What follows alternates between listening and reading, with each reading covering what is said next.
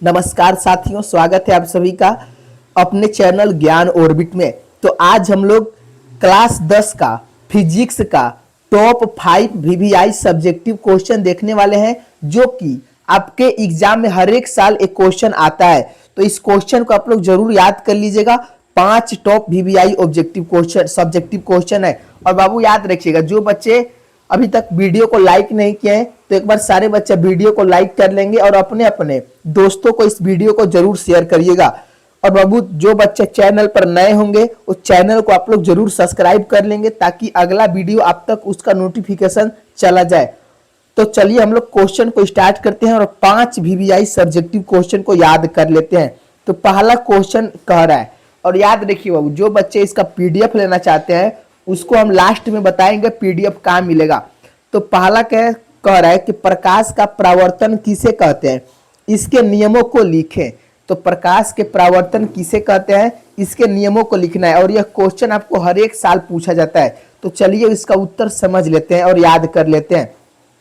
कह रहा है कि प्रकाश की किरणों का किसी वस्तु से टकरा कर लौट जाने की घटना को प्रकाश का परावर्तन कहा जाता है। यानी प्रकाश का परावर्तन किसे कहते हैं, तो याद रखिएगा बाबू, प्रकाश की किरणों का किसी वस्तु से टकराकर लौट जाने की घटना को क्या कहा जाता है, आप लोग कमेंट में लिखेंगे। तो प्रकाश का परावर्तन कहा जाता है। और प्रकाश के परावर्तन के कितने नियम होते हैं, सभी बच्चे कमेंट में लिखिए कि प्रकाश के परावर्तन के कितने नियम होते हैं।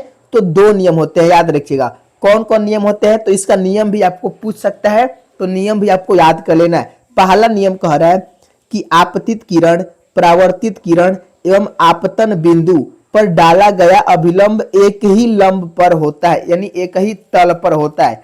यानी जो पहला नियम यही कहता है कि जो आपतित किरण यानी जो आने वाली किरण है, और जो परावर्तित किरण जो जाने वाली किरण है, एवं आपतन बिंदु पर जो डाला गया अभिलंब होता है वह एक ही तल में होता है, याद रखिएगा। और दूसरा नियम क्या कह रहा है कि आपतन कोण और परावर्तन कोण आपस में बराबर होते हैं। यानी जो आपतन कोण होता है और जो परावर्तन कोण होता है वो आपस में बराबर होता है। यानी आपतन कोण कौन होता है, जो आने वाली किरण होती है वो कोण बनाती है, उसे आपतन कोण कहते हैं। परावर्तन कोण जब किरण लौटती है, यानी जाने वाली जो किरण होती है वो कोण बनाती है परावर्तन कोण। तो आने वाली किरण और जाने वाली किरण के बीच जो कोण बनेगा वो बराबर होगा, ध्यान रखिएगा। तो चलिए इसको फिर से अच्छे से समझ लेते हैं, ताकि ये क्वेश्चन इंपॉर्टेंट है बाबू, और आप लोग एग्जाम में इसको लिख लीजिएगा और इसका पीडीएफ आप लोग जरूर ले लेंगे। तो कह रहा है कि प्रकाश के परावर्तन किसे कहते हैं, इसके नियम को लिखे। तो याद रखिएगा, लिखिएगा क्या कि प्रकाश की किरणों का किसी वस्तु से टकराकर लौट जाने की घटना को प्रकाश का परावर्तन कहा जाता है। प्रकाश के परावर्तन के 2 नियम है। पहला नियम कहता है कि आपतित किरण, परावर्तित किरण एवं आपतन बिंदु पर डाला गया अभिलंब तीनों एक ही तल में होते हैं। दूसरा नियम कहता है कि आपतन कोण, परावर्तन कोण बराबर होते हैं, यानी आपतन कोण और परावर्तन कोण आपस में बराबर होते हैं। तो एक बार सारे बच्चे कमेंट में लिखिए कि ये क्वेश्चन सभी बच्चों को समझ में आ गया कि नहीं। अगर समझ में नहीं आएगा बाबू तो हम आपको इसे पुनः दोबारा समझाने की कोशिश करेंगे। तो चलिए अगला क्वेश्चन की ओर चलते हैं। उम्मीद होगा कि सारे बच्चे इस क्वेश्चन को अच्छे से समझ गए होंगे। तो चलिए दूसरा प्रश्न कह रहा है, यह अभी क्वेश्चन बाबू आने वाला प्रश्न है, इसको याद कर लीजिएगा। कह रहा है प्रकाश का प्रकीर्णन से आप क्या समझते हैं। बाबू ये MVVI प्रश्न है, यानी मोस्ट इंपोर्टेंट प्रश्न है, जो कि इस बार आपके एग्जाम में जरूर पूछेगा। तो प्रकाश का प्रकीर्णन से आप क्या समझते हैं, तो याद रखिएगा, जब प्रकाश किसी ऐसे माध्यम से गुजरता है जिसमें धूल तथा अन्य पदार्थ के अत्यंत सूक्ष्म कण होते हैं, तो इसके द्वारा प्रकाश सभी दिशाओं में प्रसारित हो जाता है, यानी फैल जाता है। इसे ही प्रकाश का प्रकीर्णन कहा जाता है। देखिए प्रकाश का प्रकीर्णन एकदम आसान है। देखिए प्रकीर्णन मतलब फैल जाना, यानी प्रकाश को फैल जाना। यानी आप इससे क्या समझते हैं, तो देखिए प्रकाश का जो प्रकीर्णन होता है इसे क्या समझते हैं, तो जब प्रकाश किसी ऐसे माध्यम से गुजरता है, कैसा माध्यम, जिसमें धूल तथा अन्य पदार्थ तथा अत्यंत सूक्ष्म कण होते हैं,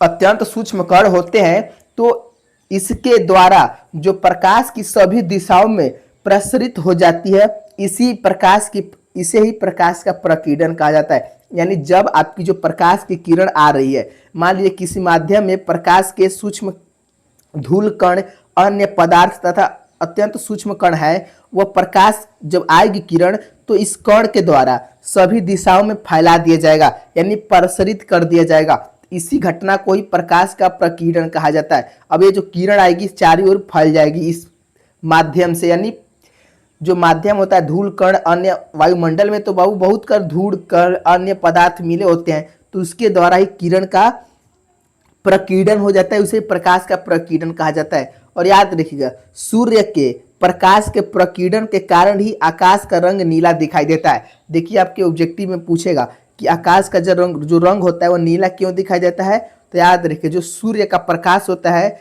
उसके प्रकीर्णन के कारण ही आकाश का रंग नीला दिखाई देता है। तो याद रखिएगा, उम्मीद होगा कि आप लोग समझ गए होंगे। नहीं समझे तो चलिए इस बार एक बार फिर से समझ लेते हैं।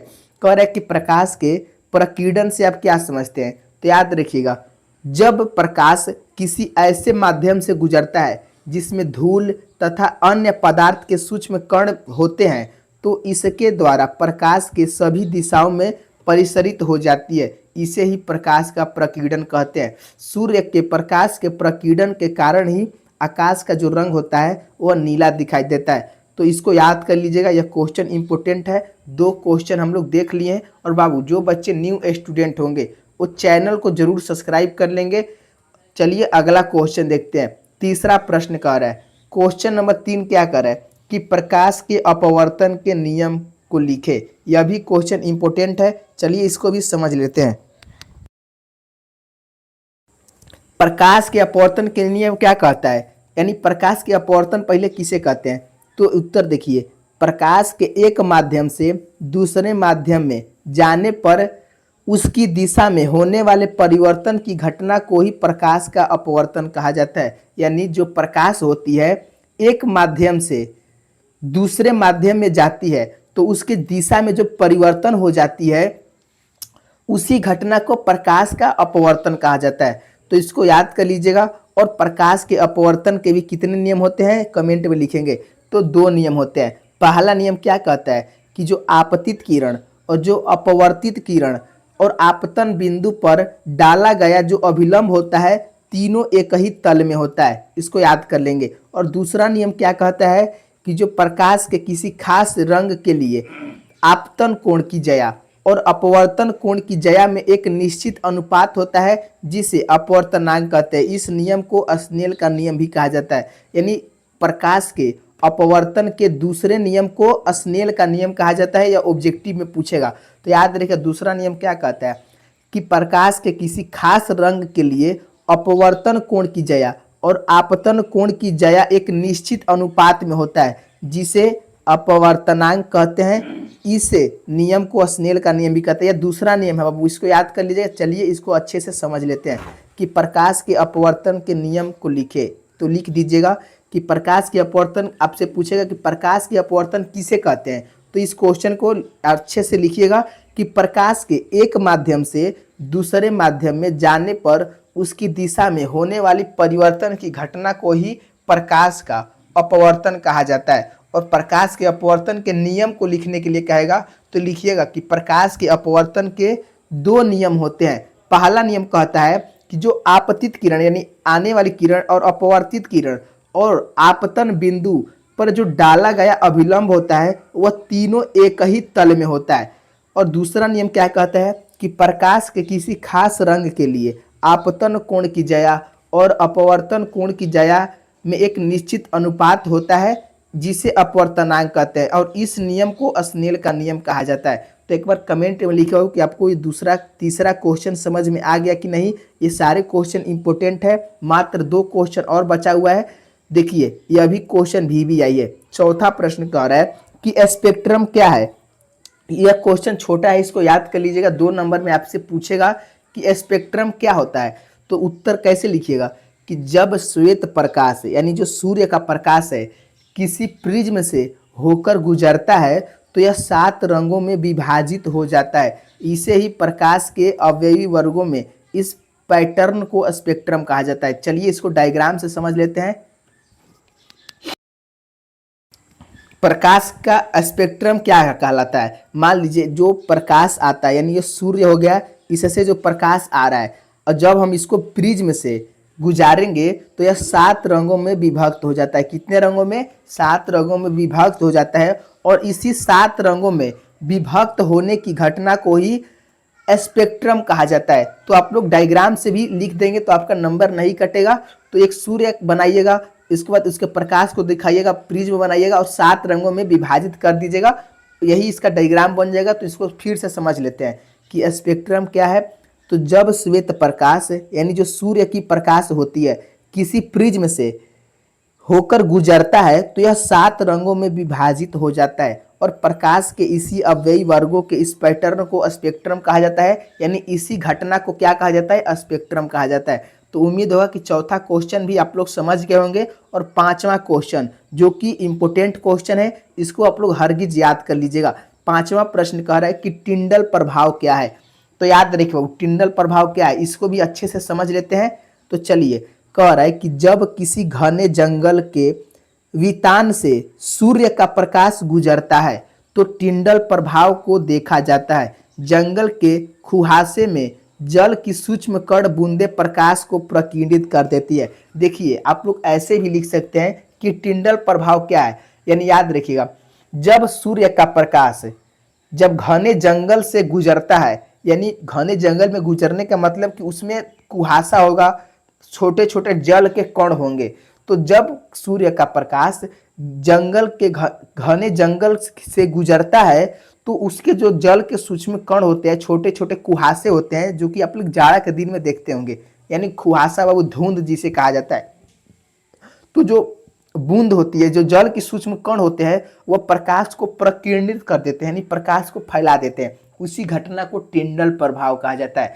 तो इसको चलिए समझ लेते हैं कि मान लीजिए कोई प्रकाश आ रहा है, मान लीजिए कोई धुंध है, यानी जल के छोटे छोटे कण है। अब जब यह जल के छोटे छोटे कण के माध्यम से जब प्रकाश जाएगा तो इसका जो कण है वह प्रकीर्णित हो जाएगा, यानी वह प्रकाश की कण जो फैल जाएगी। इसी घटना को ही प्रकाश का टिंडल प्रभाव कहा जाता है। इसको ध्यान रखिएगा। टिंडल प्रभाव कहने का मतलब कि कुहासे यानी जल के छोटे छोटे बूंदों से प्रकीर्णित कर देती है, उसे टिंडल प्रभाव कहा जाता है। चलिए इसको फिर से समझ लेते हैं कि जब किसी घने जंगल के वितान से सूर्य का जो प्रकाश होता है वह गुजरता है तो टिंडल प्रभाव को देखा जाता है। तो जंगल में कुहासे में जल की जो सूक्ष्म बूंदें होती है वह प्रकाश को प्रकीर्णित कर देती है, उसे ही टिंडल प्रभाव कहा जाता है। तो ये 5 क्वेश्चन को आप लोग याद कर लेना है। और इसका बताए थे बाबू PDF कहाँ मिलेगा। तो PDF बाबू वीडियो का डिस्क्रिप्शन में जाइएगा, वहाँ टेलीग्राम चैनल का लिंक दिया होगा, नहीं तो व्हाट्सएप ग्रुप का लिंक दिया होगा। दोनों में से कोई आप एक ज्वाइन कर लीजिएगा, आपको हर एक सब्जेक्ट का PDF मिल जाएगा। और इसका भी PDF आपको टेलीग्राम चैनल पर और व्हाट्सएप ग्रुप में मिल जाएगा।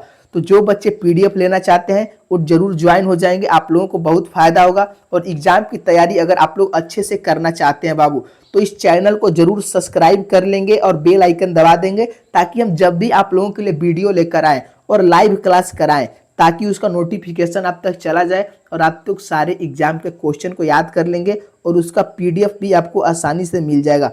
तो चलिए मिलते हैं अगले वीडियो में। धन्यवाद। और बताएंगे कि आप लोग सारे क्वेश्चन को अच्छे समझ में आया है कि नहीं और याद किया है कि नहीं।